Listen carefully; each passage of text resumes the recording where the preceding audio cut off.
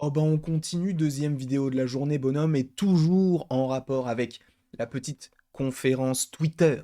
Bah, même si c'était pas vraiment une conférence Twitter, mais en tout cas c'est quelque chose que l'on a pu suivre, que ce soit sur la chaîne du Geek sur YouTube, qui suivait lui-même la chose sur Twitter, ou nous-mêmes sur Twitter, enfin bref, c'était pas mal lié à Twitter. En tout cas, on a pu suivre ce Disney Plus Day, on a aimé ou pas, ce n'est pas le sujet, et bien évidemment, attention, spoiler. Si tu n'as pas suivi le Disney Plus Day, ou si tu l'as suivi, mais que tu veux pas forcément avoir d'autres informations sur le projet que je vais t'énoncer juste après, qui est en lien avec l'univers de Spider-Man, ne regarde pas la suite de cette vidéo, parce que tu risquerais d'être spoilé, et je ne voudrais pas que tu sois spoilé, en tout cas, si tu ne le veux pas. Si tu le veux, bah, bienvenue à toi, on est là pour ça, hein. Sachant que là, ces prochains jours, il va y avoir pas mal de vidéos, et peut-être en lien toujours avec ce même sujet, qui est donc Spider-Man, mais vous allez voir, oh là là, qu'est-ce que c'est que ça? Qu'est-ce que c'est que ça? C'est mieux comme ça. J'étais deux fois en petit et en grand.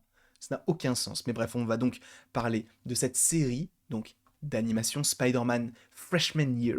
Donc il me semble qu'en français, ça veut dire genre... Enfin, en tout cas, il y a un titre en français, et il me semble que c'est genre année 1, ou en tout cas, c'est les débuts de Spider-Man. Ça va être très intéressant, sachant que là, je vous fais cette vidéo-là et je vais vous parler de la semaine prochaine, parce que ce n'est pas impossible qu'à un moment donné, il y a un petit trailer qui sorte cette semaine, en tout cas la semaine qui arrive, ou la semaine d'après, sachant que tu as No Way Home, qui est toujours prévu, en tout cas à l'heure où je tourne cette vidéo, pour le 15 décembre 2021. Ça arrive très très très vite. En tout cas, on a donc ce petit projet qui a été annoncé lors du Disney Plus Day. Alors, attention, ce n'est pas une série comme on a pu avoir avec Loki, WandaVision, The Falcon and the Winter Soldier. Là, c'est une série d'animation, donc à la manière donc, de ce que l'on a pu trouver par rapport à What If. Cependant, je pense que visuellement, ça va être différent. Pourquoi? Parce qu'en fait, on sait déjà que ça va pas mal se caler par rapport aux comics, aussi bien au niveau de l'histoire, mais aussi au niveau de l'esthétique. Donc, est-ce qu'on n'aurait pas comment on peut dire ça, une sorte de série d'animation, du coup, plus liée à de l'animation 2D?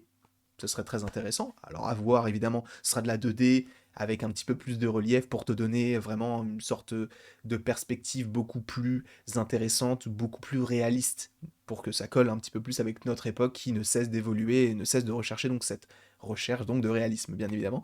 Mais donc, il y a beaucoup de choses à analyser, déjà juste par rapport à cette forme qui, selon moi, est extrêmement intéressante, mais on y reviendra juste après, parce qu'en soi, on peut se dire, bah, c'est juste un bout de papier qui a été arraché donc d'un agenda, ou en tout cas d'un petit cahier où il y avait des trous où tu pouvais déchirer les pages tout simplement, mais ça va un tout petit peu plus loin que ça, et ça on en parlera parce que ça peut avoir un lien avec Spider-Man No Way Home et un autre Spider-Man de l'univers de Spider-Man, ça peut être très intéressant. Sachant que, bah, a priori, cette série se focalisera donc sur le Peter Parker du MCU, donc à voir si Tom Holland sera impliqué ou non dans le principe, ça serait très très intéressant, sachant que, bon, il est vrai que pour What If, même si c'est une série Marvel Studios, dans l'épisode donc des zombies, donc où tu as le personnage de Peter Parker qui a quand même une place assez importante du début à la fin et qui peut être considéré comme le personnage principal, même si tu as toute une équipe qui s'organise autour de lui. C'est pas, il n'y a pas que lui, mais en tout cas, il a un rôle plutôt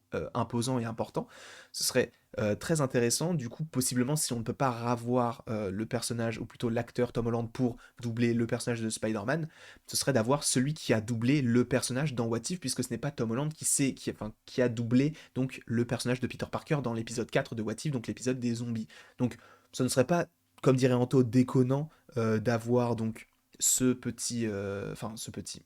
doubleur VO qui reviendrait, parce que moi en soi je regarde en VO, donc peut-être que pour vous en VF ça ne va rien changer, mais c'est vrai qu'en VO il peut y avoir une petite différence. Quoi qu'il en soit, on a donc cette série qui se déroulerait normalement avant Spider-Man Homecoming, est supposément avant Civil War, puisque je vous rappelle que Civil War se passe 2 mois avant Spider-Man Homecoming, et justement dans Civil War, il vient d'avoir ses pouvoirs, et c'est exactement ce qu'il se passe dans cette série, c'est en fait de savoir, de poursuivre l'histoire de Peter Parker, donc de Tom Holland, en tout cas du MCU, et de savoir peut-être comment est-ce qu'il a été piqué, etc. Et ça va être très intéressant, parce que en fait tu vas voir la genèse du personnage, chose qu'on n'en avait pas vue en fait dans les différents films, parce que je vous rappelle que dans Civil War, il avait déjà été piqué, il n'y avait plus l'oncle Ben, il avait déjà un petit costume, etc. Et ça, on va en reparler aussi un petit peu. Alors que dans les précédents films Spider-Man, on avait l'oncle Ben, on avait la mort du personnage, on avait également la morsure de l'araignée, etc. on n'avait pas forcément ce mentor qui est Tony Stark pour l'aider en termes de suit, enfin de costume, etc. Là, ça va être assez intéressant de savoir comment est-ce qu'il s'est débrouillé. Sachant que moi, ce que je veux voir dans cette série d'animation, c'est ça. Alors, je me suis peut-être mal calé par rapport à tout ça, mais moi, ce que je veux voir, c'est Peter Parker qui conçoit sa toile. Parce que c'est vrai que dans Homecoming, on a juste à un moment donné où il prend une tige en verre pour mélanger dans un bécher cette solution qui semble être du coup ces toiles. Sauf que tu ne le vois que mélanger. Tu sais qu'il l'a fait, mais tu sais qu'il est rodé parce qu'il a caché plein de petites choses. Ce que j'aimerais beaucoup, c'est qu'en plus de ça, il mélange en fait donc cette solution, il cache son costume sous les casiers. Moi j'aimerais beaucoup qu'il y ait une petite référence à ça dans la série, dans le sens où tu es donc Peter qui lui-même expérimente dans le labo du lycée ou même chez lui cette idée de vouloir créer une toile ou se faire son propre costume. Parce que ça, on ne l'a pas eu encore une fois, on est passé assez rapidement sur cette genèse du personnage, parce que selon Marvel Studios, c'était des choses qui étaient déjà établies dans l'imaginaire collectif, parce qu'on savait comment ça s'était déroulé, hein, que ce soit avec Tobey Maguire ou Andrew Garfield, on savait qu'il s'était fait piquer par une araignée radioactive et ça lui a donné des facultés un petit peu particulières. Donc ce qui serait très intéressant, c'est d'avoir cette genèse déjà de la toile. Moi j'aimerais beaucoup, et également cette genèse du costume que l'on a d'autant plus dans Homecoming, mais que l'on découvrait pour la première fois dans Civil War, lorsque Tony, du coup, lui montre les premières images donc, de ses exploits. Et ce qui serait très intéressant, c'est que justement,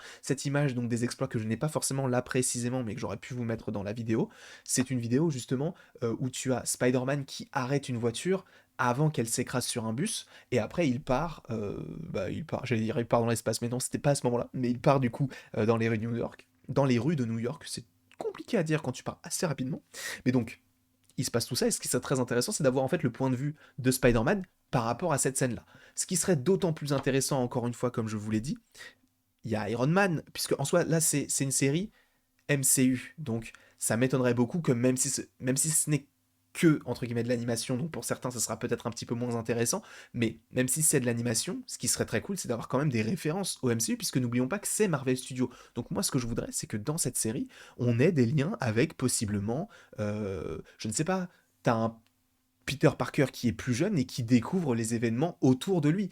Par exemple, on peut très bien avoir un Peter Parker qui a été piqué, admettons, en 2015 à l'ère d'Avengers, l'ère d'Ultron, et qui suit justement les événements qu'ont subi les Avengers face à Ultron en Sokovie, à la télé, ou même ce qui se passe dans Ant-Man, etc. Toutes ces choses-là, en fait, que tu peux voir de son point de vue à lui, de son point de vue d'adolescent, moi j'aimerais beaucoup, parce que ça peut être hyper intéressant, en fait, d'avoir son point de vue à lui, sachant que c'est vrai que dans le MCU, c'est entre guillemets un peu un ovni, parce que on n'a que très peu son point de vue sans qu'il y ait Iron Man au-dessus. Parce que quand c'est Homecoming, il essaye de tout faire pour Iron Man. Quand c'est dans Far From Home, il essaye de tout faire pour remplacer Iron Man alors que lui, de base, ne le veut pas. Enfin, t'as toujours ce rapport avec quelqu'un qui est au-dessus. Peut-être que le fait de voir peut-être même également l'oncle Ben, ça va peut-être l'aider, le forger, etc. Parce que même dans Civil War ou dans Homecoming, je crois que c'est dans Homecoming, tu sens qu'en fait l'oncle Ben, il est mort depuis récemment, puisqu'elle-même, enfin lui-même le dit, je veux pas que May soit encore triste, pas depuis ce qui s'est passé il y a pas longtemps.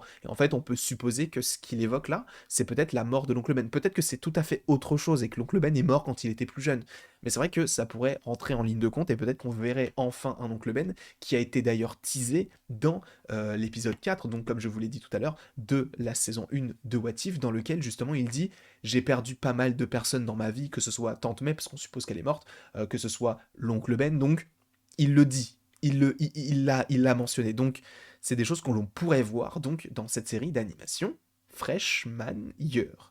Ce qui serait aussi très intéressant, c'est que à la manière de The Amazing Spider-Man 2, on est peut-être un Peter Parker qui avait des connaissances qui sont parties. Et pourquoi je te parle de The Amazing Spider-Man 2? Parce qu'en fait, dans ce film-là, il y a Harry Osborn. Et ça serait assez intéressant d'avoir un Harry Osborn en animation, qui était à la base dans le lycée, donc je ne sais même plus comment il s'appelle. Euh, bon, c'est pas grave, mais en tout cas le lycée donc de Spider-Man.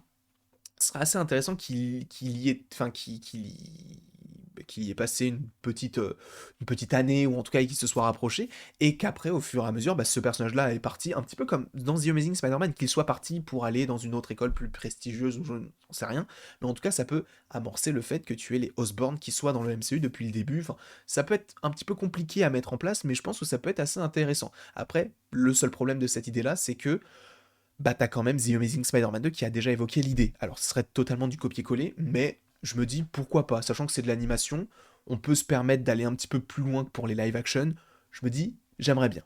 Là, donc, c'est ce que j'aimerais voir. Cependant, revenons sur le petit logo qui est juste ici.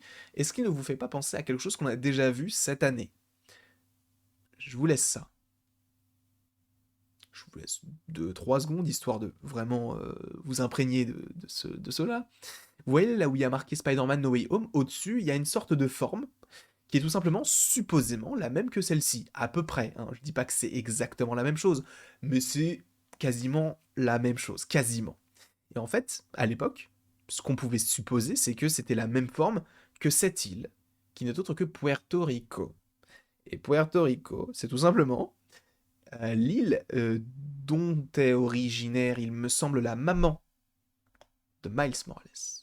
Alors, encore une fois, je ne dis pas que dans cette série d'animation, nous aurons Miles Morales, sachant que si c'est vraiment connecté au MCU, il y a peu de chances, puisque je vous rappelle que Aaron Davis, donc Prowler, donc, qui est l'oncle de Miles Morales, est déjà apparu dans le MCU sous les traits donc, de Childish Gambino, que dis-je, comment s'appelle l'acteur? Donald Glover.